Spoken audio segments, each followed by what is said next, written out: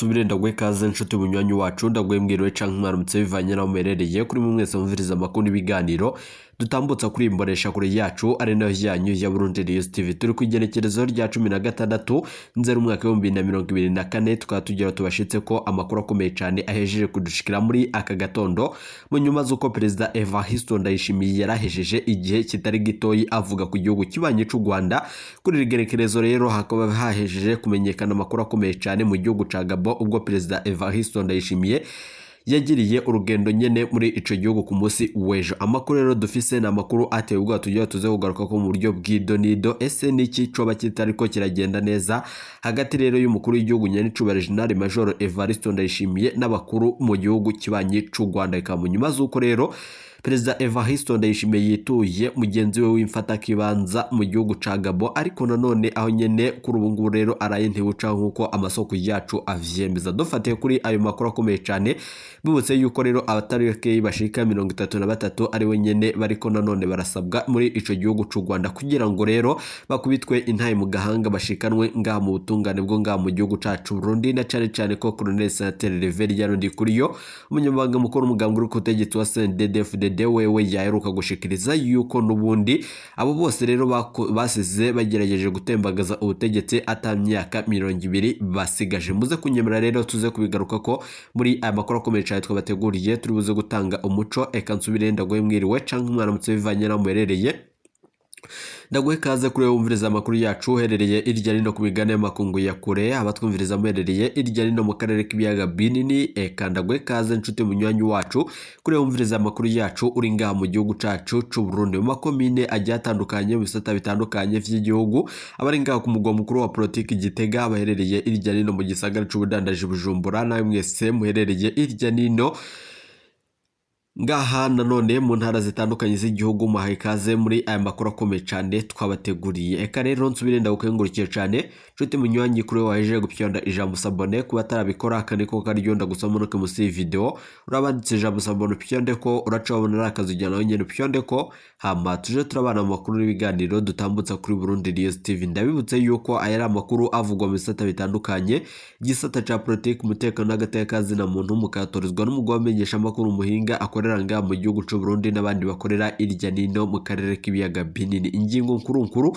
tunazifatira ku makuru akomeye cyane yeje kudushikira Perezida Evariste Ndayishimiye ku igenekerezo rya 15 Nzeri umwaka wa 2024 ku munsi w'ejo waheze niho nyene humvikanye amakuru akomeye cyane yuko mu biro vy'umukuru w'igihugu basohora itangazo rivuga yuko Evariste Ndayishimiye ategerezwa rero kuja mu rugendo rukomeye cyane mu gihugu ca Gabon, aho nyene yagira n'ibiganiro bikomeye cyane na mugenzi we vy'imfata kibanza muri ico gihugu ca Gabon. Gushika ubu rero amakuru akomeye cyane adahumuriza nyene akaba ariyo ahejeje kudushikiriza, ari byo nyene tuza kubashikiriza mu buryo bw'idonido turuze gutanga umuco kuri ibi vyose mu nyuma z'uko Evariste Ndayishimiye iyo rero ahejeje kwitura amakungu ku kibazo ciwe n'igihugu kibanye c'u Rwanda. Bikaba nyuma z'uko rero Evariste Ndayishimiye ari wenyene ahejeje imisi itari mike yugaje imipaka hagati y'igihugu c'u Rwanda n'igihugu c'u Burundi. Dufatiye kuri ayo makuru bibutse yuko rero u Rwanda rwoho rwarekuriye abarundi muri rusange bari muri ico gihugu nyene kubandanya rero bidigevya mu nyuma z'uko rero abanyarwanda batari bake gushika ubu rero baraye ntibuca nkuko amasoko yacu avyemeza. Muza kunyemera rero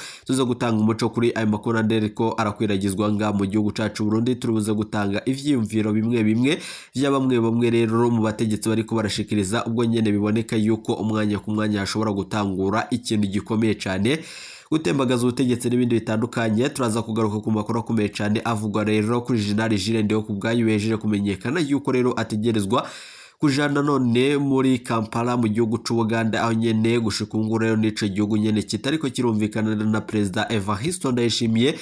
Uwo rero General Jules Ndeho kubwayo nyene akaba azoba arungitswe nanone guserukira Uburundi muri ico gihugu mu Buganda nkuko amasoko yacu ajeje kubishikiriza. Bibutse yuko rero yahora ajejwe umutekano rero wa Perezida Evariste Ndayishimiye, aho nyene mu bategetsi batari bakeyi bashigikiye Perezida Evariste Ndayishimiye bo nyene bamenyesha yuko rero umwanya ku mwanya yo agiye gufashanya n'umugwi w'inyeshamba Red Tabara. Biboneka yuko rero Evariste Ndayishimiye rero yamabogoza uwahora ari Somambike wiwe General Jules Ndeho kubwayo nkuko amasoko yacu avyemeza rero biravugwa yuko Perezida Evariste Ndayishimiye intwaro yiwe y'agahoto yoba ishitse aho umwasi ashaka. Biboneka yuko rero umwanya ku mwanya rero ikudeta ishobora gutangazwa Perezida Evariste Ndayishimiye nyene muri ibi bihe bitoroshe, na cane cane vyo guhangana n'uwo yita umwasi ari wenyene igihugu kibanye c'u Rwanda. Nubwo biruko rero ibikorwa bitandukanye rero bikorwa n'umuhari w'inyeshambo Red Tabara, nanone wemeza yuko atantererano nimwe uhabwa n'ico gihugu c'u Rwanda, navyo nyene ico gihugu c'u Rwanda caheruka kwiyamiriza kure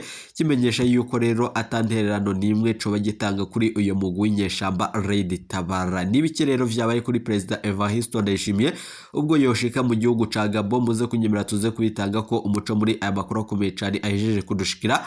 Dufatiye ku yandi makuru akomeye cyane turuze kugaruka ko turuze kubabwira ibijanye n'umumenyesha makuru wacu Bob Rugurika mu nyuma z'uko amenyekanye amakuru akomeye cyane avuga yuko rero ari we nyene yoba azi wewe nyene ibijanye n'urupfu rw'umwisi Perezida Petero Nkurunziza, aho nyene n'ubuhanuzi butaheshanyije na cane cane gushika ngaho mu gihugu cacu Burundi, aho nyene abahanuzi batari bakeyi na cane cane abo mukuru w'igihugu bama rero bamushikiriza ijambo rikomeye cyane bamubwira yuko adakwiye kwitwara kuri ibi vyose n'ibi bikorwa vyose bibandanye bibonekeza ngaha mu gihugu c'u Burundi. Aho nyene Bob Rugurika wewe yamenyesha yuko Perezida Evariste Ndayishimiye abandi bategetsi batari bakiye muri CNDD-FDD bo bari bonyene bazi ivy'urupfu rw'umwisi Perezida Petero Nkurunziza, na cane cane ko bamuha isumu mu nyuma rero bagatangaza urupfu rwe haciyemwo umunsi umwe. Muze kunyemera rero tuze gutanga amakuru kandi akomeye cyane ahejeje kudushikira, tuze gutanga umuco kuri ibi vyose. Ariko riribazwa riba rero Perezida w'imfata kibanza muri ico gihugu ca Gabon yoba afise umubano hagati y'igihugu kibanye c'u Rwanda, munyuma z'uko rero bibonetse yuko we nyene nawe atigera ashigikira ibikorwa vya Perezida Evariste Ndayishimiye, ubwo nyene vyabonekaga w'ikiyago yagirana na Sebarundi umukuru w'igihugu caciza c'u Burundi, ariko nyene bigaca vyumvikana yuko rero ibiriko birakogwa ari akamaramaza. Muze kunyemera tubitange ko umuco mbahaye kaze muri aya makuru akomeye cyane twabateguriye. Nizere ko waje gupyonda ijambo sabone ku batarabikora akaniko karyo ndagusaba muri musi video urabanditse ijambo sabone pyonde ko uracabona rakazujyana nyine pyonde ko hama tuje turabana amakuru y'ibigano dutambutsa kuri Burundi News TV. Nizere ko umerewe neza aho uherereye hose umviriza amakuru y'ibigano dutambutsa kuri Burundi News TV. Nizere ko Imana iri kumwe namwe ibaye mu nyuma z'uko rero mbere yuko tubashitsa ko aya makuru twabateguriye munyemerere amakuru yacu tuyatangurire kuri aya makuru rero avuga kuri General Jules Ndihokubwayo. General Jules Ndihokubwayo agiye guserukira Burundi i Kampala mu Buganda. Twaruka rero kuba inkuru ijanye n'ihindurwa ry'ugendanira umukuru w'igihugu Perezida Evariste Ndayishimiye yari Chief Food Protocol d'Etat, munyuma z'uko rero ikibanza cahoramwo umwizigirwa adasanzwe wa Perezida Evariste Ndayishimiye General de Brigade Jules Ndihokubwayo. Hari rero benshi bumviye ko ahawe iteka rya ambasaderi, ariko nanone bibabaje cyane kandi mu nyuma bibajije ko nanone ari icubahiro gusa ariko azoca ahabwa ayandi mabanga mu gihugu. Ni mu nyuma z'uko rero ubu turafise amakuru avuga iyo agiye guserukira Burundi ambasaderi Jules Ndihokubwayo azokorera i Kampala mu Buganda. Ni mu nyuma z'uko rero mu rutonde twaheruka kubaha twari twababwiye ko i Kampala hazojayo Isabel Ndahayo, ariko rero amasoko yacu yatumenyesheje ko Isabel Ndahayo azoja rero irahaye nanone uko amasoko yacu avyemeza, aho nyene ni mu Buholande. Bamwe rero muri abo baserukizi bashasha b'u Burundi mu makungu twaheruka kubabwira baramaze gushika mu bihugu barungitswemwo. Ni mu nyuma z'uko rero abo ni nka Evarine Butoyi i Lusaka muri Zambia. Abarundi baho rero bari nanone bamurindiriye rwose ngo abafashe mu nyuma z'uko rero undi rero amaze gushika iyo yarungitswe ari Jean Bosco Barege i Washington muri Leta Zunze Ubumwe za Amerika. Ambasaderi rero bivuga yuko rero ibi vyose biriko biraba mu nyuma z'uko ari integuro ya Perezida Evariste Ndayishimiye. Ni mu nyuma z'uko rero ni benshi batubajije ico kibazo na cane cane ico iryo teka risigura ku buryo rero bumwe butandukanye. Bamwe rero mu bibaza ko abitwa gutyo ari nyene ababa bahawe amabanga adasanzwe. Burya rero abaserukira Burundi mu makungu bagenwa bitwa gutyo nyene iri jambo. Nanone bivugwa yuko rero niryo ryateje ikibazo abatari bakeyi, aho nyene biboneka yuko rero bivuye nanone ku bintu bitandukanye. Ambasaderi rero ni intumwa irungikwa mu gihugu nanone mu makungu kugira ngo nyene aserukire igihugu ciwe mu makungu nk'uko amasoko yacu avyemeza, akagenda afise rero ububasha bwose mu nyuma z'uko rero ubwo bubasha bari ubwo guserukira igihugu mu gikorwa kanaka canke mu gihugu kanaka. Ijambo rero apfunditse muri ayo mabanga rifatwa rero ko ari ijambo ry'igihugu camurungitse nk'uko amasoko yacu avyemeza. Hakaba rero hari ubwoba n'igishika yuko General Jules Ndihokubwayo yoba atazobandanya guserukira Uburundi, aho ubwo nyene yoba agiye gutanga intererano no gutegura ibikorwa vyo gutegura gutembagaza Perezida Evariste Ndayishimiye, uko vyaboneka yuko rero yahora ari wenyene mwizigirwa umukuru w'igihugu nyene icubahiro General Major Evariste Ndayishimiye. Dufatiye ku makuru akomeye cyane ajeje imisi itari mikeyi aboneka nga mu gihugu cacu Burundi, biraboneka yuko General Jules Ndihokubwayo rero yo bagiye gufata ingingo ikomeye cyane ngaha mu gihugu c'u Burundi. Mu nyuma z'uko rero ayandi makuru akomeye cyane twabateguriye ari uko ngaha mu Burundi ishiramwe ry'Ubuganda na cyane ryashize imitahe muri Sosumo abakozi bafise amakenga ubw'ikete ryo muri Munyonyo umwaka uheze. Ishiramwe ryo mu Buganda nanone Sarai Group nanone ryazanye imitahi muri Sosumo abakozi b'iryo shiramwe bavuga ko rero bariko barashigwa mu ngiro nk'uko amasoko yacu avyemeza. Sendika rero y'abakozi nanone ba Sosumo isigura ko ariko nanone iriko iragira amasezerano akomeye cyane adategekanya ibijanye n'ishombosho yohabwa abikurikiranye mu gihe hahungabanijwe na cyane kandi hanagabanijwe abakozi nk'uko amasoko yacu avyemeza. Kubw'inkuru ya Burundi News TV rero mu nama yakozwe kuri uyu wa kane wa 11/0 mwaka 2024 n'abakozi rero ba Sosumo bari muri iyo nama. Muri sendika nanone y'abakozi b'iryo hunguriro barashikirije ibintu bikomeye cyane. Abo bakozi rero bariyamereza ibijanye rero kandi zanwa ry'imitahe ry'ishiramwe ry'Abanyabuganda. Ni mu nyuma z'uko rero n'umubano hagati y'igihugu c'u Burundi n'igihugu kibanye c'u Rwanda bejeje imisi itari mikeyi bimeze nabe, nubwo nanone bikibandanije, ariko biraboneka yuko rero ho bagiye no kwivangamwo igihugu c'u Buganda aho nyene bisigura yuko umwanya ku mwanya ashobora kuba ikintu gikomeye cyane. Ibi rero bisigura ko abakozi atanteguro nanone ibakingira mu gihe rero boba birukanywe nk'uko amasoko yacu avyemeza. Ati ntitwigeze tumenyeshwa ko na cyane mu gihe hoshigwa nanone imitahe muri Sosumo izanywe n'iryo shiramwe rero rya Buganda na cyane Sarai Group. Turafise ubwoba ko hamwe intambuko zose ziheze hashobora nanone kwirukanwa rero abakozi. Turashobora kwizera mu gihe ko tworonswa uburenganzira bwo kugura imitahe. Ni mu nyuma z'uko rero niko vyashikirijwe na Nitunga Philippe, umunyamabanga mukuru wa sendika y'abakozi ba Sosumo. Asigura ko rero bagiye gusesangura itegeko rero rijanye na cyane no kugira ngo abakozi baronke ibitegekanijwe mu gihe rero bo kwirukanwa. Inguriro Sosumo rero rifise abakozi rero bashika 555. Ikete ryemeza ko ihunguriro ry'Ubuganda rero rishizemwo imitahe ryashizwe ahabona kwa 27 Munyonyo umwaka wa 2023.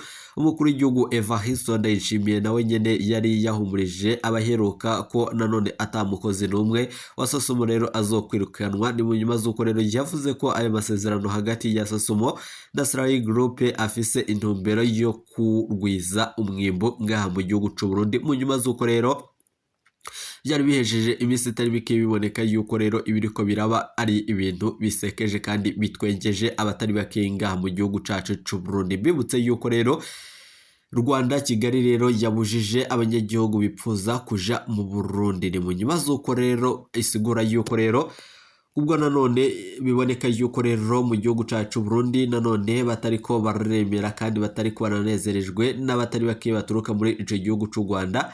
Biraboneka yuko rero indongozi z'u Burundi zemeza yuko zahagaritse ubucuti bwose nanone n'umukuru w'igihugu c'u Rwanda. Mu nyuma z'uko rero ariho nyene bwafata ingingo ikomeye cyane yo kugarura imbibi. Dufatiye kuri ayo makuru akomeye cyane, biraboneka yuko rero imipaka yugawe nyuma yuko rero abanyagihugu nanone mbere na mbere Perezida Evariste Ndayishimiye yari yaheruka gushikiriza ijambo rikomeye cyane ubwo nyene yamenyesha yuko rero umwanya ku mwanya hoba hagiye kuba ikintu gikomeye cyane ubwo nanone mu majambo yiwe yaheruka gushikiriza mu gusoza umwaka wa 2023 yateguza ico gihugu cy'u Rwanda yuko abanyarwanda rero bagiye guheba indagara n'ibindi bitandukanye nk'imikeke bamwe rero bagaheba n'uruzi na cane n'ikiyaga Tanganyika. Mbibutse yuko rero nubwo biruko amakuru akomeye cyane yeje kudushikira arateye ubwoba nk'uko amasoko yacu avyemeza. Ayandi makuru rero akomeye cyane adushikiye biravugwa yuko rero nga mu gihugu cy'u Burundi hagiye kugurugwa isoko nanone ry'ubutare nyuma yuko rero kandi akaba ari nyuma y'imyaka mikeyi ibikorwa rero vyo muri ico gisata bihagaritswe. Ni mu nyubazo uko rero ubushikiranganje bujejwe ubutare mu Burundi bwasohoye itangazo rivuga kandi rimenyesha abantu batari bakeyi kandi ko nanone botegekanywa kugura rero iyo soko y'ubutare mu gihugu cacu c'u Burundi. Abantu rero bavyifuza co kimwe n'amashiramwe akorera mu gisata c'ubutare barashobora rero kwitura ikigo kiraba ubutare mu ngaha mu gihugu cacu Burundi OBM nkuko amasoko yacu avyemeza rero kugira ngo rero baronke amakuru avyerekeye. Tuze kubigaruka ko muri aya makuru nari twabateguriye, reka twigarukire ku makuru akomeye cyane twabwiye mu fiyofunyo twabwiye ibintu bikomeye cyane biriko rero birabanga mu gihugu cacu Burundi mu nyuma zuko abategetsi batari bakeyi bobo badashigikiye uyu mugambi. Perezida Evariste Ndayishimiye ku munsi w'ejo nyene yishikiraga mu gihugu ca Gabon nanone ubwo yagirana ibiganiro bikomeye cyane na mugenzi wiwe nanone vy'imfata kibanza muri ico gihugu, aho nanone amenyesha yuko Perezida Evariste Ndayishimiye ategerezwa rero guhindura ingendo kubijanye no kwitwaza igihugu kibanyi c'u Rwanda mu bikorwa bitandukanye vyo guhungabanya umutekano nga mu gihugu cacu Burundi, aho nyene vyaboneka yuko Perezida Evariste Ndayishimiye yanizwe n'agashavu mu nyuma zo gushikiriza amajambo akomeye cyane kubijanye nuko Red Tabara yari yagavye igitero gikomeye cyane mu Gatumba, nubwo nanone yamenyesheje yuko abo banyagihugu nanone batigera bicwa n'umuhari Red Tabara. Mbibutse yuko rero ivyo vyose vyashikirijwe itangazo rikomeye cyane Red Tabara yashikirije bikaba mu nyuma z'uko amakuru akomeye cyane yeje kudushikira ari uko Perezida Evariste Ndayishimiye bafise uruhara rukomeye cyane mu igandagurwa ry'abanyagihugu nanone bashika 20 bo ngaha mu Gatumba. Nubwo biruko rero abategetsi batari bake bakavyemeza abandi bagaca babihakana bemeza yuko Evariste Ndayishimiye yema nanone ariko nanone aragerageza ibikorwa bitandukanye mu bijanye nuko nanone ategerezwa gutogwa, nubwo nanone hari ayandi makuru akomeye cyane ajeje kudushikira yemeza yuko Evariste Ndayishimiye ariko rero arakora ibishoboka vyose kugira ngo abanyagihugu tuzomugirire ikigongwe mu mwaka nanone mu nyuma z'uko rero amatora agiye kuba muri iyi misi iza. Mbibutse yuko rero dufatiye kuri ayo makuru akomeye cyane abatari bakeye muri CNDD-FDD bahejeje kwiyonkora kuri Perezida Evariste Ndayishimiye mu nyuma z'uko rero na Colonel Senateri Reverien Yaronde kuri yo munyamanga mukuru w'iyo mugambwe wa CNDD-FDD wewe amenyesha yuko Evariste Ndayishimiye ari umwiyorobetse na cane amenyesha yuko rero yama yibonekeza mu bikorwa bitandukanye. Ku munsi w'ejo rero Colonel Senateri Reverien Yaronde kuri yo yasubiye nyene no kuva mu gacerere avuga ku bijanye na Perezida Evariste Ndayishimiye avuga yuko rero ubwo dutanguye umwaka wa 2024 bigiye kongera kuboneka yuko nkuko vyaboneka mu mwaka wa 2023 ubwo Burundi rero n'abarundi ataco twashitse ko na cane ko vyabonetse yuko Evariste Ndayishimiye rero yibonekeje mu ngendo aho nyene aho kubandanya amabanga yiwe n'ibikorwa vyo bitandukanye kugira ngo rero ateze igihugu cacu Burundi imbere, ahubwo nyene akama yibonekeza mu bikorwa vyo kunyonora itunga ry'igihugu yamara wewe agashikiriza amajambo akomeye cyane kuba rwizatunga abandi batandukanye n'abasuma batandukanye, aho nyene nabo nyene bahindukira bakamenyesha yuko Evariste Ndayishimiye ari we nyene umusuma umwe rudende abangamiye kandi ariko arabandanya atosekaza ubutunzi bw'igihugu cacu c'u Burundi. Tuze kunyemerera rero tuze kugaruka kuri aya makuru akomeye cyane twabateguriye bibaye mu nyuma z'uko rero uwo mukuru w'igihugu ca Gabon amenyesha yuko Evariste Ndayishimiye akwiye kandi ategerezwa guhindura ingendo, umutekano n'uruja n'uruza hagati y'abarundi n'abanyarwanda bikabandanya bivanye n'uko rero umwanya ku mwanya bishobora kuba nko muri Repubulika iharanira intwaro rusangi ya Kongo mu nyuma z'uko Perezida Felix Antoine Tshisekedi na Perezida Evariste Ndayishimiye bo bahejeje gufata ingingo ikomeye cyane. Ukwihenda kwabaye kuri nyene icubahiro umukuru w'igihugu cacu Sebarundi, harabayemwo rero ukwihenda gukomeye cyane. Mbibutse yuko rero amatata ari hagati y'igihugu cy'u Rwanda n'igihugu ca Repubulika iharanira intwaro rusangi ya Kongo Felix Antoine Tshisekedi atigera afata ingingo zikomakomeye nk'iza Evariste kubijanye rero no kugara imbibe kandi mbibutse yuko rero nubwo biruko umuhari w'inyeshamba Red Tabara ucumbikiwe muri Repubulika Iharanira Intwaro Rusange ya Kongo bidufatiye ku makuru akomeye cyane ava rero muri uyo mugwi wa Red Tabara kandi amenyesha yuko Evariste Ndayishimiye kuva yosheka ku butegetsi ategerezwa gukugwa ko bivanye nuko rero Red Tabara yo idakeneye yuko abanyagihugu rero bazosubira kugira ikigongo Evariste Ndayishimiye kuko nyene abandanya anyonora igihugu cacu c'u Burundi. Muze kunyemera rero tuze kubigaruka ko kandi tuze gutanga umuco mbahaye ikaze muri aya makuru ari twabateguriye. Nizere ko umerewe neza aho uherereye hose wumviriza amakuru n'ibiganiro dutambutse kuri Burundi News TV. Ntimuje kure ibiganiro vyacu nakagaruka turaza kugaruka tubashitsa ko ayo nari twabateguriye. Iyi ni Burundi News TV.